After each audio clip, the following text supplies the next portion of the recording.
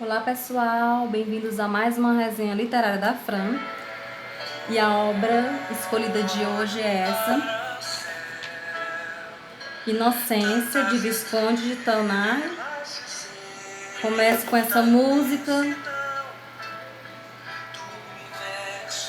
Celso Santamaro, para inspirar a nossa resenha literária de hoje.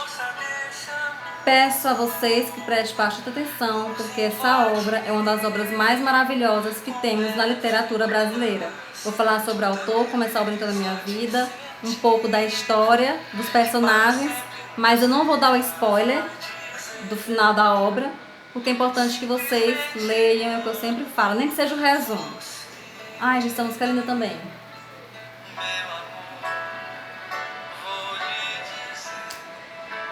Bem, essa história, no caso, esse livro, né, ele tem um diferencial porque é um escritor estrangeiro que fala do Brasil para o mundo. Como assim?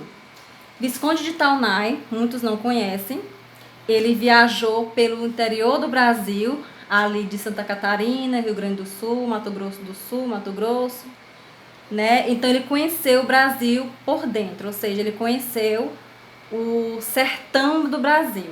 Então, para que a gente possa compreender o contexto da obra Sertão, é toda aquela área, toda aquela parte geográfica que é distante do litoral brasileiro. Então, o Grande Sertão, ele começa do Nordeste, Centro-Oeste e um pouquinho do Sul. Para poder a gente entender como acontece essa história, precisamos também compreender os costumes da época, né, do típico caboclo sertanejo, do interior, né, os seus costumes, o culto à virgindade e tudo mais. Essa obra, Inocência, o próprio nome dela fala da inocência não só da personagem chamada Inocência.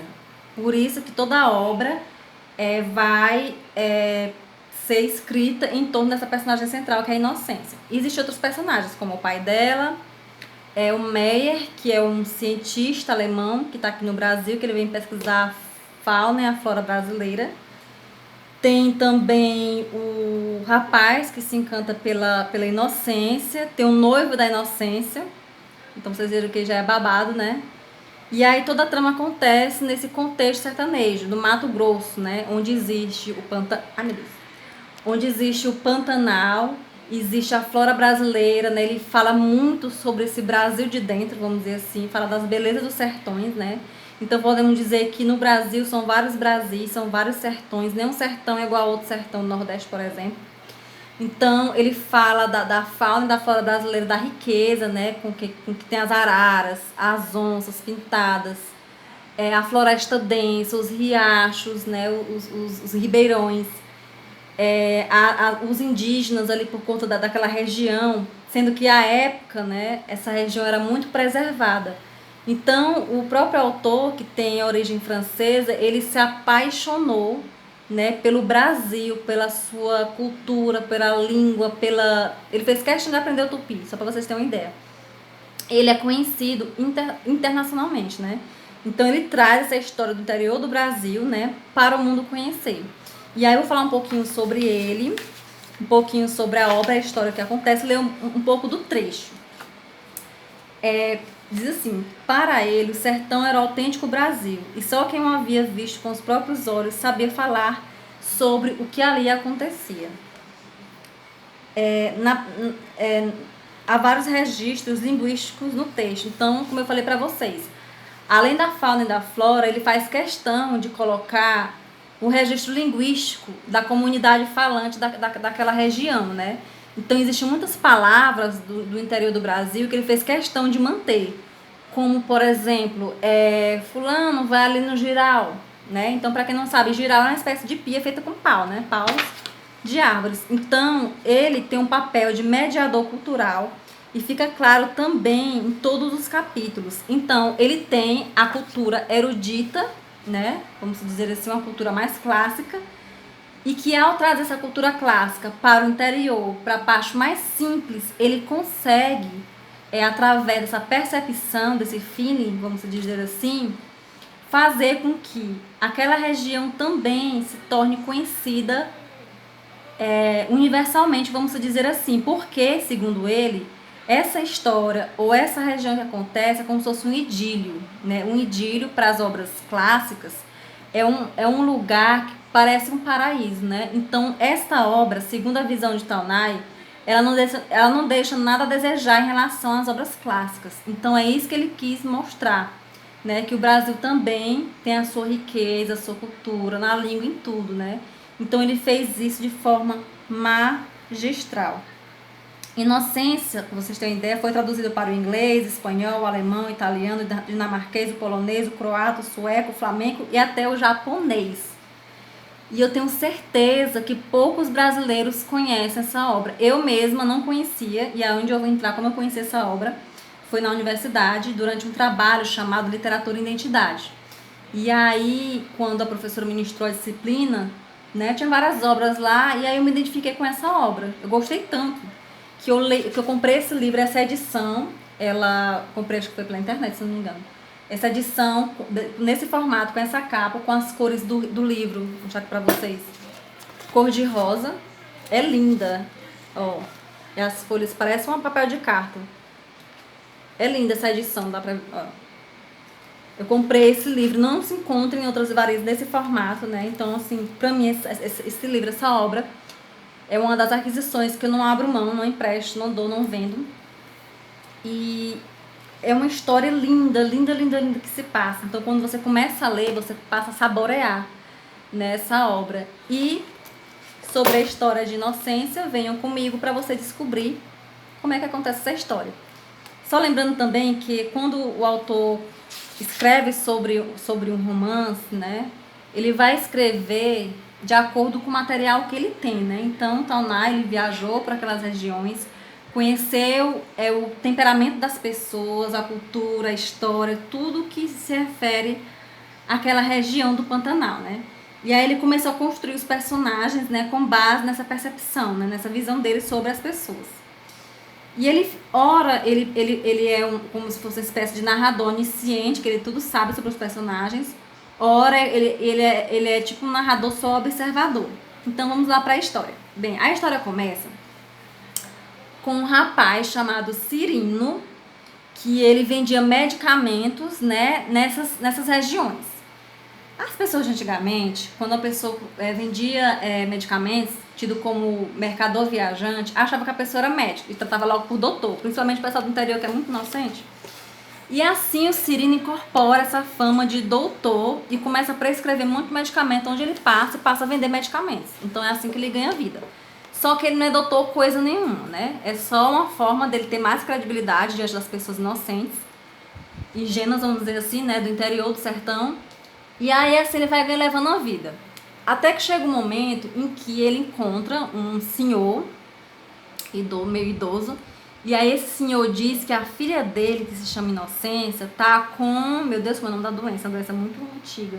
Tá com sezão. Sezão é uma espécie de febre, né? Acho que próprio da malária, se eu não me engano. E aí ele passa a prescrever o medicamento, tá? E começa a receitar. Até que ele conhece a moça, né? E aí quando ele tá consultando a moça, ele começa a descrever aquela moça muito bonita, do cabelo comprido, né? Negros, compridos. E aí ele começa a se encantar pelaquela moça, né? Porque ele nunca viu uma beleza como aquela, né? Uma beleza típica do sertão, né? Uma espécie de pureza, né? Até vamos dizer assim. E aí ele pega no pulso dela, né? Então ela também tem a mesma reação. Ela começa a ficar encantada pelo aquele médico. Só que o pai dela tem muitos ciúmes dela, né? E nunca deixou a filha sair de casa. Inclusive ela tem um noivo. Esse noivo mora na cidade, só que parece que ela não queria mais casar com esse noivo. O fato é que o Cirino começa a se envolver com essa moça. Ele começa a se apaixonar, começa a se encantar. E aí o pai dela começa a oferecer hospedagem e estadia, ou seja, aquela velha história, né? Que ele deixa a raposa olhar a galinha, né? Vamos dizer assim. E aí a moça começa a melhorar, começa a estabelecer a saúde. E eles começam a se envolver, se apaixonar um pelo outro e tal. E até que eles se apaixonam. E aí o pai da menina crente que ele é médico, doutor, estudado da cidade e tudo mais. Nesse meio tempo, aparece lá um alemão chamado Meyer, que ele é muito, assim, pelo jeito que ele conta, é uma personalidade muito engraçada, né? E ele vai lá exclusivamente só para fazer pesquisa científica. Ele quer descobrir um novo tipo de espécie de borboleta. Por isso que no livro tem essa borboleta aqui. Então tudo se dá em torno do mistério dessa borboleta. E aí o Mé, ele passa aí pro mato, né? Pega pernilongo, a ser mordido por pernilongo e tudo mais. E é muito engraçado essa parte dele. Só que para o casal despistar que estão apaixonados, eles começam a não dar bandeira pro velho, né? No caso o pai dela. Que eles estão apaixonados, eles começam a planejar uma fuga, né? E aí o pai dela ficava muito desconfiado, e a mãe não queria mais saber do noivo, não queria saber mais de casar. O noivo aparece, ela termina o noivado, o noivo fica louco da vida, querendo saber quem é. Até que eles acham, o velho começa a achar, no caso o pai dela, que a pessoa pela qual ela está interessada é o Mer, que é o cientista, e coitado, ele não tem nada a ver com a história. E aí esse Meyer passa a ser perseguida e a ter muita desconfiança por conta do pai da inocência. E aí eles resolvem fugir. O Cirino vai para a cidade, planejar toda a fuga, tudo mais. E aí resolvem buscar a inocência. Nisso, o noivo descobre quem realmente é a verdadeira pessoa que tá por trás disso, que é o Cirino. E aí o noivo volta para a cidade para matar o Cirino. Nisso, a inocência descobre e vai até a cidade. Eu não vou contar o resto da história, porque é uma história, assim, a história de amor é muito linda, só que muito complexa. É claro que a gente não vê uma história dessa nos dias de hoje, né? Um amor muito sublimado. E que o pai tem na inocência tudo que ele tem aqui na Terra, né? Como se fosse uma alma cândida que ele tem aqui na Terra. Então, tudo que ele tem na vida aqui na Terra é inocência.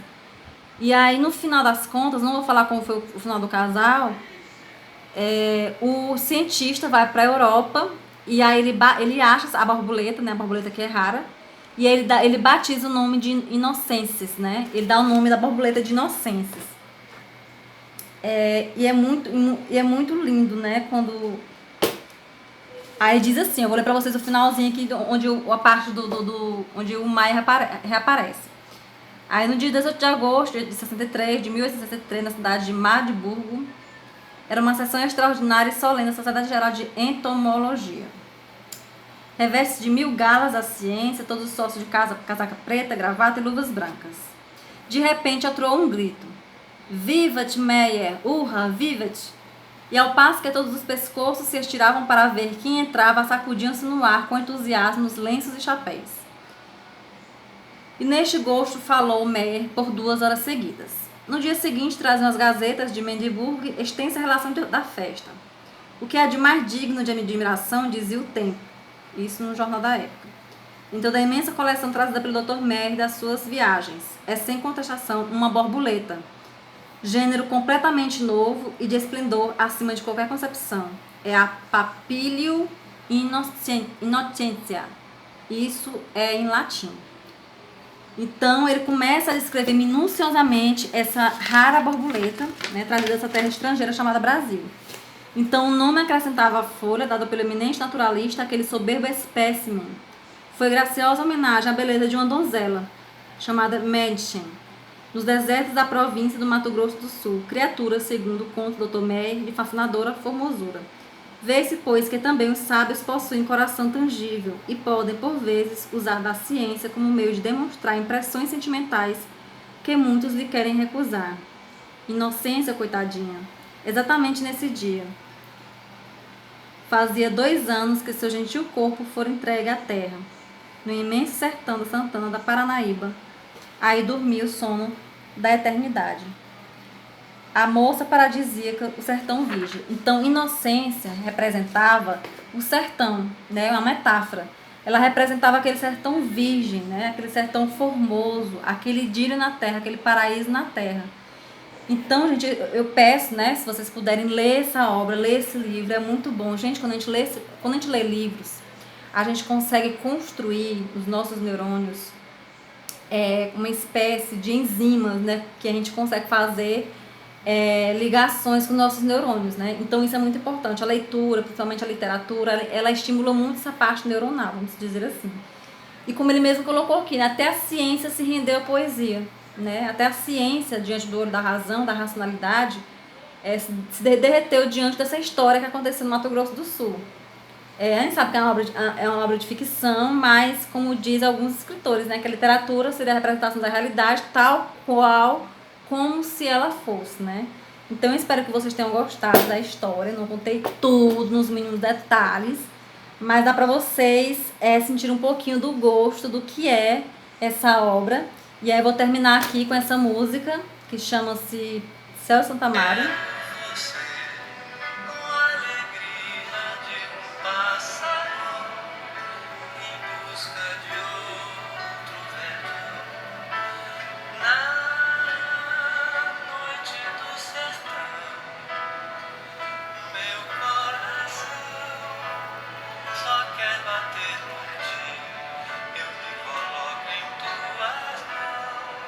Ah, gente, essa música é linda.